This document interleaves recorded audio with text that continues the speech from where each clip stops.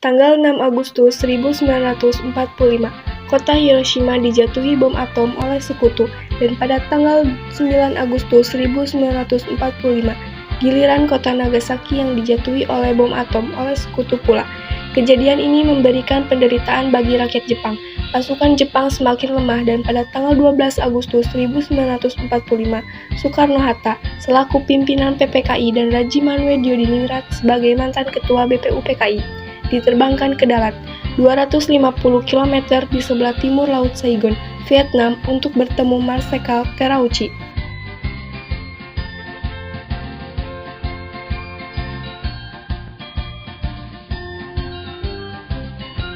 Saudara Soekarno, Hatta, dan Rajiman, saya sebagai utusan dari pemerintah Jepang ingin menyampaikan sesuatu hal, yaitu Jepang akan memberikan kemerdekaan kepada Indonesia sesuai dengan janji Perdana Menteri Jepang. Dengan cara apa Jepang akan memberikan pernyataan kemerdekaan kepada Indonesia?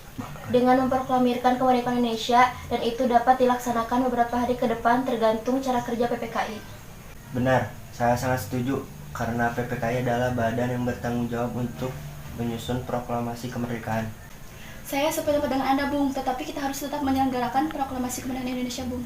Maaf, tetapi pihak Jepang meminta proklamasi kemerdekaan Indonesia dibacakan paling cepat, yaitu pada tanggal 24 Agustus 1945. Akan saya pikirkan kembali permintaan Anda, karena kami harus membicarakannya dengan PPKI. Baiklah, kalau begitu kami harus mundur diri. Terima kasih.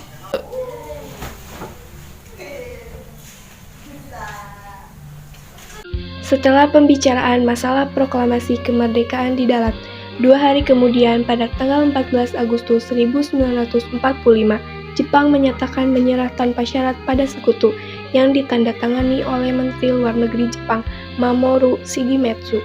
Tanggal 14 Agustus 1945, Syahrir, Wikana, Darwis, dan Saleh menemui Bung Karno di kediamannya.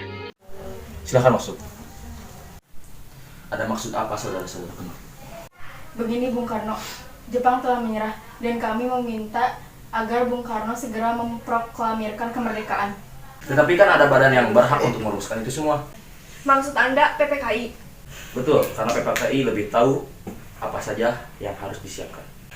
Kami tidak setuju jika PPKI yang menyiapkan proklamasi kemerdekaan, karena PPKI adalah bentukan Jepang.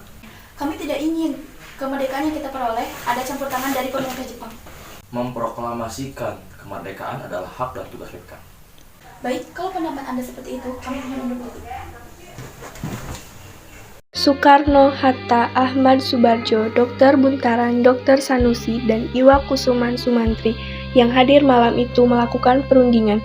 Setelah selesai berdiskusi, Hatta menyampaikan hasil perundingannya kepada golongan muda. Dari golongan muda tidak bisa kami terima, karena kurang perhitungan dan takut memakan banyak korban jiwa. Para pemuda kemudian bergegas meninggalkan kediaman Bung Karno dengan wajah penuh ketidakpuasan.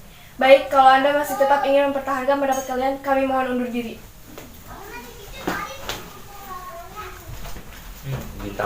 Setelah mengetahui pendirian golongan tua, pada pukul 24.00 golongan muda melakukan rapat di asrama Baperpi, Jalan Cikini 71. Dalam rapat itu diputuskan untuk mengungsikan Soekarno dan Hatta ke Rengas Dengklok. Tujuannya adalah agar IR Soekarno dan Dr. Randers Muhammad Hatta tidak terpengaruh oleh Jepang. Di sini, mereka kembali meyakinkan Soekarno bahwa Jepang telah menyerah dan proklamasi kemerdekaan segera dibacakan tanpa pengaruh Jepang. Pada pukul 04.00 tanggal 16 Agustus 1945 dibawa ke Rengas Dengklok. Hairul Saleh, Soedanko Singgi yang merupakan tentara peta melakukan aksi tersebut. Anda bersikeras proklamasi disusun oleh PPKI. Bukannya saya tidak ingin proklamasi ini dibuat oleh kita sendiri, tetapi saya tidak ingin melihat rakyat yang menjadi korban. Tapi golongan muda dan tentara peta akan berada di belakang Anda jika terjadi hal-hal yang tidak diinginkan. Oke, baiklah. Jika itu keinginan kalian, kami akan merumuskan naskah proklamasi setelah kembali ke Jakarta. Soedanko Singgi akhirnya menyampaikan berita gembira tersebut sesampainya di Rengas Dengklok, dan ia bergegas kembali ke Jakarta untuk menyampaikan hal tersebut kepada para pemimpin pemuda. Revolusi berada di tangan kami sekarang dan kami memerintahkan Bung. Kalau Bung tidak memulai revolusi malam ini, Lalu apa? Yang paling penting di dalam peperangan dan revolusi itu adalah saatnya yang tepat. Di Saigon, saya sudah merencanakan seluruh pekerjaan ini untuk dijalankan tanggal 17. Mengapa justru diambil tanggal 17? Mengapa tidak sekarang saja atau tanggal 16?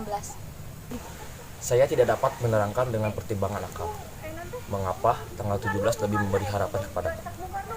Akan tetapi saya merasakan di dalam kalbuku bahwa itu adalah saat yang baik. Angka 17 adalah angka suci. Pertama-tama kita sedang berada dalam bulan suci Ramadan, waktu kita semua berpuasa. Ini berarti saat yang paling suci bagi kita. Tanggal 17 besok hari Jumat. Setelah terjadi perdebatan tentang di mana lokasi pembacaan naskah proklamasi, akhirnya disepakati bahwa pembacaan naskah proklamasi dibacakan di Jalan Pegangsaan Timur nomor 56, pukul 10.00. Para undangan dan warga Jakarta pun berbondong-bondong menuju kediaman Bung Karno tersebut. Bung Karno lalu menyampaikan pidatonya sebelum membacakan naskah proklamasi. Sementara itu, di Jakarta, antara Mr. Ahmad Subarjo dari golongan tua dengan Wikana dari golongan muda membicarakan kemerdekaan yang harus dilaksanakan di Jakarta. Laksamana Takashi Maeda bersedia untuk menjamin keselamatan mereka selama berada di rumahnya. Berdasarkan kesepakatan itu, Yusuf Kunto dari pihak pemuda hari itu juga mengantar Ahmad Subarjo bersama sekretaris pribadinya, Sudiro, ke Rengas Dengklok untuk menjemput Soekarno dan Hatta. Rombongan penjemput tiba di Rengas Dengklok sekitar pukul 17.00. Ahmad Subarjo memberikan jaminan bahwa proklamasi kemerdekaan akan diumumkan pada tanggal 17 Agustus 1945, selambat-lambatnya pukul 12.00. Dengan jaminan itu, Komandan Kompi Peta setempat, Kudanko Subeno, bersedia melepaskan Soekarno dan Hatta kembali ke Jakarta. Sesampai di Jakarta, Soekarno-Hatta bersama Laksamana Maeda menemui Majen Nishimura untuk berunding. Tetapi Nishimura tidak mengizinkan proklamasi kemerdekaan. Kemudian mereka menuju rumah Laksamana Tadashi Maeda di Jalan Imam Bonjol nomor 1 setelah pertemuan itu. Soekarno dan Hatta kembali ke rumah Laksamana Maeda. Di ruang makan rumah Laksamana Maeda itu dirumuskan teks proklamasi kemerdekaan. Maeda, sebagai tuan rumah, mengundurkan diri ke kamar tidurnya di lantai 2 ketika peristiwa bersejarah itu berlangsung.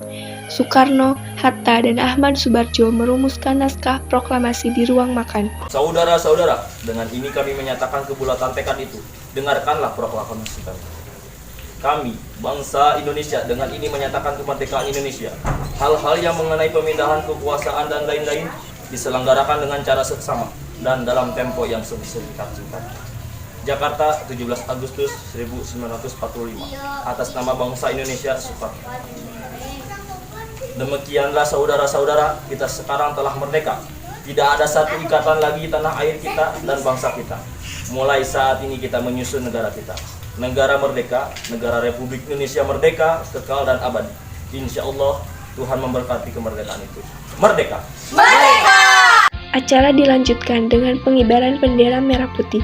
Soekarno dan Hatta maju beberapa langkah menuruni anak tangga terakhir dari serambi muka, lebih kurang 2 meter di depan tiang. Ketika Trimurti diminta maju untuk mengibarkan bendera, dia menolak. Lebih baik seorang prajurit, katanya. Tanpa ada yang menyuruh, Latif Hendraningrat yang berseragam peta berwarna hijau dekil maju ke dekat tiang bendera. Suhud mengambil bendera dari atas baki yang telah disediakan dan mengikatnya pada tali dibantu oleh Latif Hendraningrat. Bendera dinaikkan perlahan-lahan, tanpa ada yang memimpin. Para hadirin dengan spontan menyanyikan lagu Indonesia Raya. Bendera dikerek dengan lambat sekali untuk menyesuaikan dengan irama lagu Indonesia Raya yang cukup panjang. Peristiwa yang sangat bersejarah bagi bangsa Indonesia berlangsung sekitar 1 jam. Meski sederhana, namun upacara itu dilakukan dengan hikmat. Indonesia merdeka, bangsa baru telah lahir. Demikianlah drama persembahan dari kelompok 3. Mohon maaf bila masih banyak kekurangan. Terima kasih.